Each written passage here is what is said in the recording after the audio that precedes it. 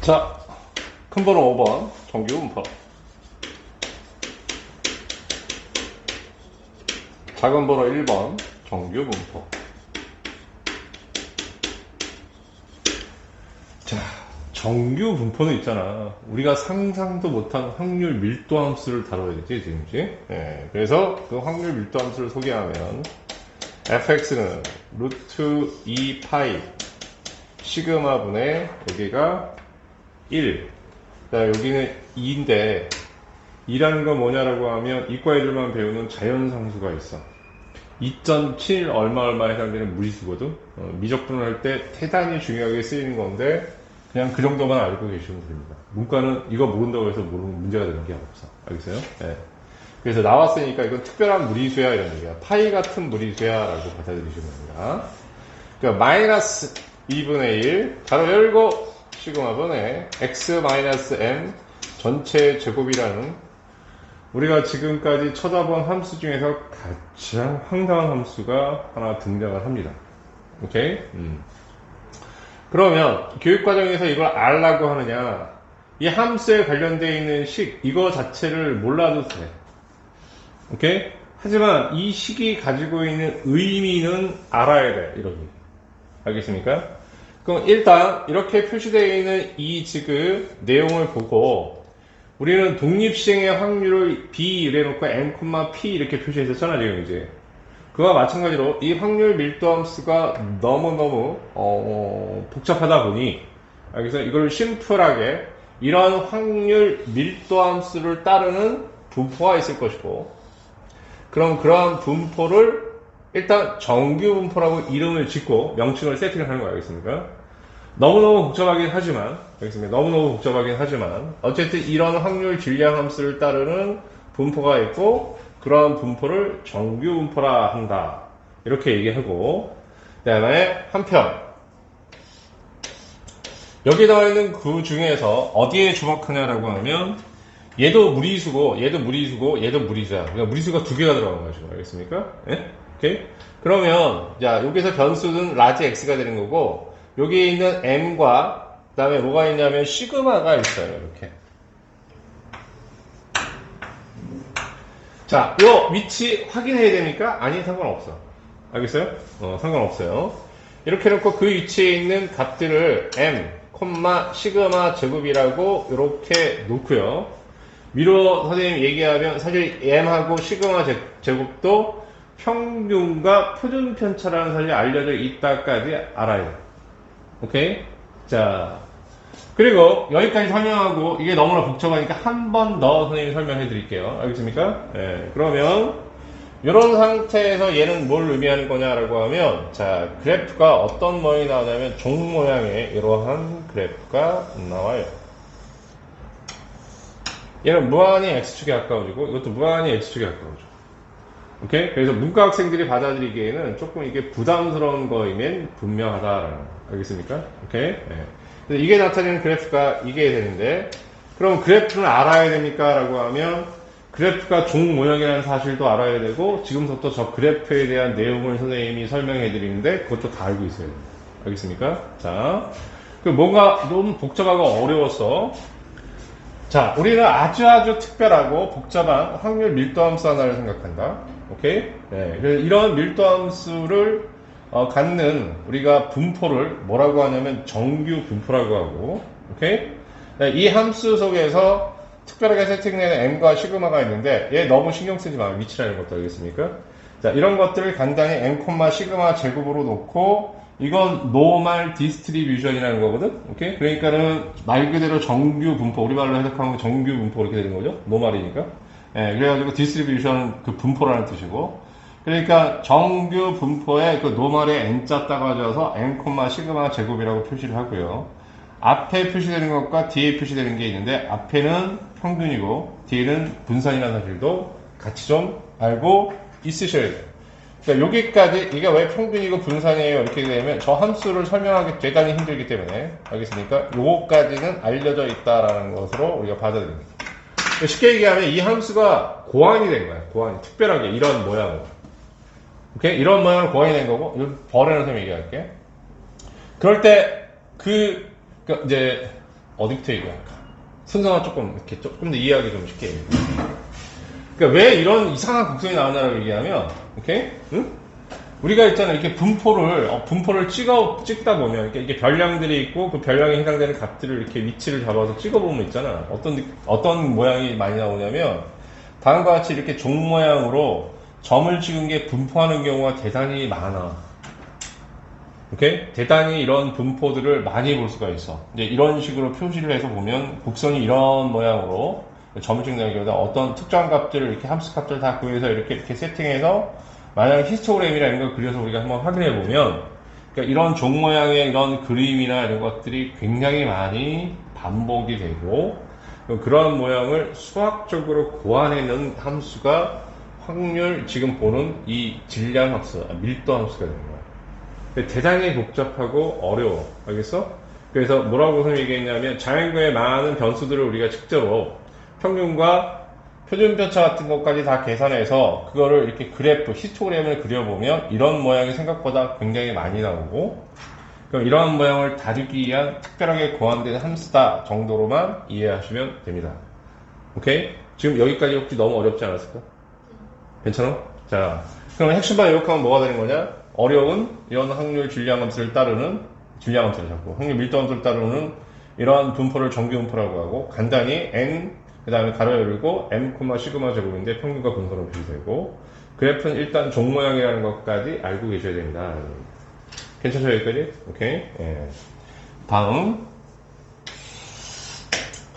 자, 뭐 어쨌든 간에 이제 이건 상관이 없는데 그럼 지금부터 얘기하는 정규분포 곡선의 성질은 반드시 어떻게 되냐면 알아요.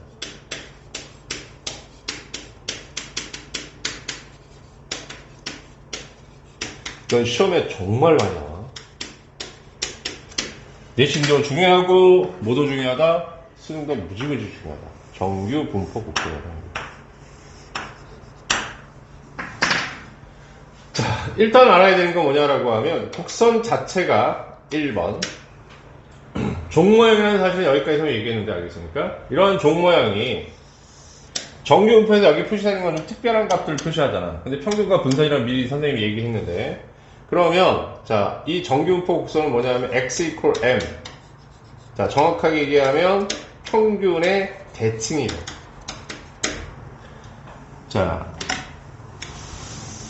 그러면 조금만 더 선생님 여기다 이렇게 그림 그려서 하면 이렇게 종모양의 그림이 이렇게 있고 여기가 뭐가 되냐면 평균이에요.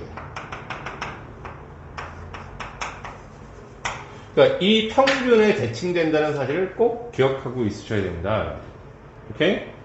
그런데 이렇게 x는 m의 대칭인 것을 우리가 흔히 선대칭이라고 하잖아, 지금, 그지? 예, 그래서 앞에서는 열심히 공부해서 많이 안 나오지만 여기 이제 굉장히 중요해. 어떤 게 중요하냐면 이런 선대칭을 표시할 때 m-x equal fm 플러스 x 무지하게 많이 보죠. 오케이? 예. 자, 그 다음에 여기다 x에 뭘 대입하냐면 x에다 m 플러스 x를 대입하면 그럼 얘는 뭐가 되는 거냐면 여기 이렇게 놓고 em 플러스 x라고 놔도 되고 em 마이너스 x라고 놔도 되고 어느 걸 대입하느냐의 문제니까 그냥 em 마이너스 x equal fx라고 놔도 돼요.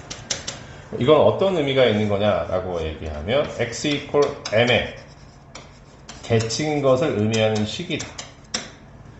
절대 몰라서는 안 됩니다. 알겠습니까? 네.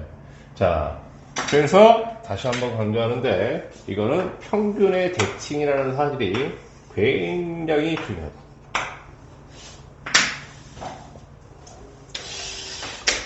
자, 다음 이제 2번. 자, 우리는 이제 최대값을 생각하는데 자, 곡선이 종모양이라는 건 좀 이렇게 알아둬야 된다고 했지? 이걸 그릴 수 없으니까. 알겠습니까? 이렇게 종모양이라는 건 알아둬야 되고, 그 다음에 이런 종모양, 그래프에 대한 설명들이나 이런 것들을 설명했는데, 대칭이고, 이게 가장 높이 올라가 있는 값이 되는 거예요. 그것도 왜 이런 모양을 만들었냐라고 얘기하면, 평균 주위에 별량이 많이 모여있다는 뜻이기도 해요, 이게. 알았어? 네. 그래서, 최대값이 다음과 같은 곡선을 보고, x에다 m을 대입하는 것이 최대값이 되는 거예요. 이해 가네요, 여기까지? 오케이? 그러면, x에다 여기다 m을 대입을 해주면, 여기가 m이 되지? 지금, 그지? 그럼 이게 제로가 되는 거네. 그럼 지수 전체가 제로가 되니까 그 미수가 뭐든 상관없이 여기 뭐가 되는 거야? 1이 되는 거지, 지금. 그치? 그럼 얘는 이제 뭐가 되는 거냐라고 하면 이 최대값은 자, 이 루트 2파이의 시그마 이렇게 됩니다. 분의 1. 오케이? 그럼 이제 선생님 이거 외워야 돼요? 아니, 외우지 마. 이해하기 위해서는 세팅해놓고 어쨌든 식이 복잡하긴 하지만 여기다 x에다 m 대입하면 지수가 0 되니까 1대 뭐 이런 거는 설명할 수 있잖아, 우리가 지금. 그지? 그래서 선생님 써놓은 거밖에 없으니까. 자, 그러면 최대값은 자, 저기다 m을 대입한 값이니까 이렇게 심플하게 정리가 되는데 여기 더 중요한 요소가 하나 들어가지. 어떤 요소가 들어가냐라고 얘기하면 우리가 최대값하고 이 표준 편차를 위치를 하게 보면 얘는 표준 편차가 밑에 내려가 있잖아. 오케이? 그럼 표준 편차가 밑에 내려가 있다는 건 표준 편차가 커지면 이거의 값은 작아진다는 거지. 얘가 작아지면 거꾸로 커진다는 거지. 둘 사이에 반비례 관계가 있다라고 하는 건데 그걸 여기서 이해하는 거야. 왜 반비례 관계가 있냐? 픽 자체가 이렇기 때문에.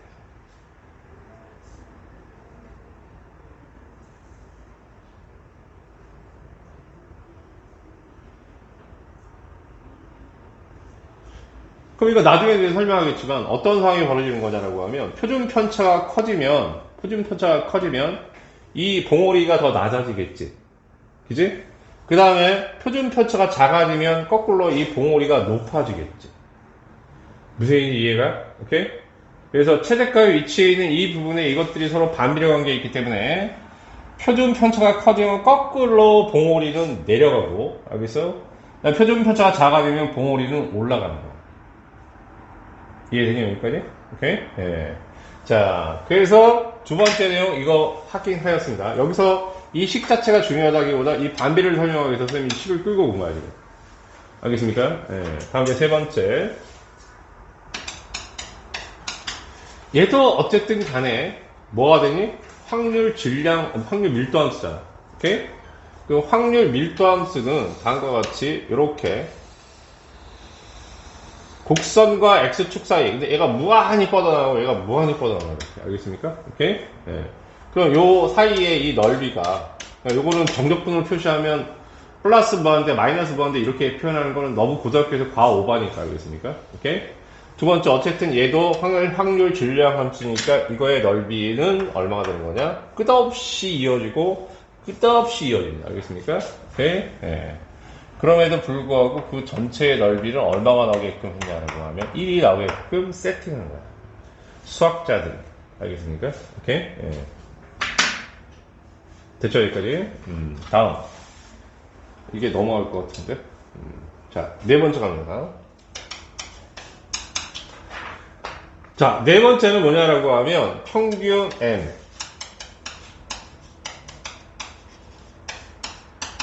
자, 이건 뭐냐라고 하면 곡선의 위치를 결정하는 거예요.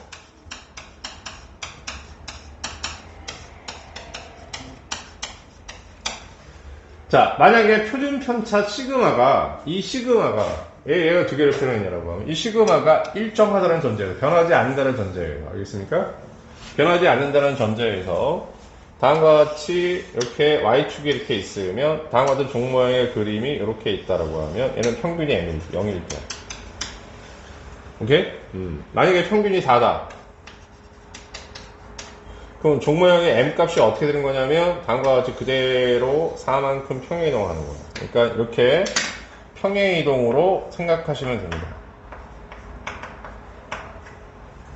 오케이? 그 n 값에 따라서 뭐냐면 곡선의 위치를 결정하는 거다라는 얘기예요. 자, 왜 그렇게 될까요? 라고 얘기하면 여기 x-m을 잠깐 보면 이게 바로 뭘 의미하는 거예요? 평행이동을 표현할 때 우리가 x가 n만큼 평행했다라고 하면 이런 표현을 많이 하잖아. 그러니까 여기다 m 값을 대입하는 그 순간에 일단 만약에 0을 기준으로 했다고 하면 0을 기준으로 했을 때보다 n만큼 평행이동한다는 얘기예요. 그러니까는 그 이야기를 자, 조금 쉽게 이해하면 어떻게 되는 거냐면 평행이동이긴 한데 그럼 평균에 의해서 곡선의 위치가 결정이 되는 거야. 만약에 얘가 m이 0이라고 하면 y축이 뭐가 돼? 평균이 되는 것이고 m이 4라고 하면 4가 바로 뭐가 되는 거야? 곡선의 평균의 위치가 되는 거니까 이 곡선이 이만큼 똑같은 종모양 표준 편차가 일정하다는 것은 좀 이따 얘기하겠지만 곡선의 모양을 결정하거든. 그럼 곡선의 모양이 결정돼서 n 값이 바뀐다는 얘기는 평행 이동과 관련있다. 곡선의 위치와 관련있다. 곡선의 위치와 관련있다. 마지막 5번째. 자, 요번에 이제 표준 편차가 어떤 것을 의미하는지 우리가 생각해 보면,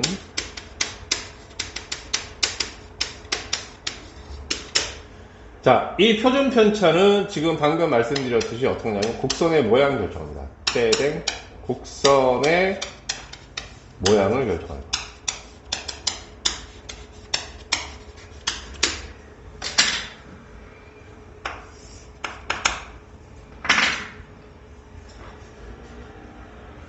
자, 그럼 이제 요거하고 또 연관지어 생각해 볼 필요가 좀 있거든? 알겠습니까? 그럼 선생님이 뭐라 하냐면 표준 편차가 작으면 최대값은 커지고, 표준 편차가 커지면 최대값은 어떻게 한다? 작아진다고 얘기했지?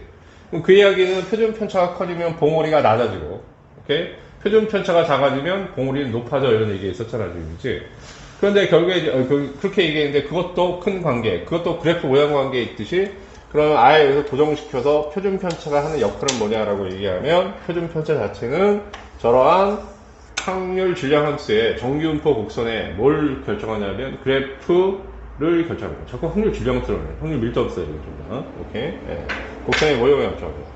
그럼 이게 무슨 얘기일까요? 이렇게 얘기하면 여기에 이제 평균이 m이라고 한다고 하면, 그럼 다음과 같은 이러한 종 모양, 좀 펑퍼지즘한 이러한 종 모양이 있을 수도 있고, 오케이? 또 어떤 경우도 있을 수 있냐라고 얘기하면, 자, 얘를 빨간색으로 할까?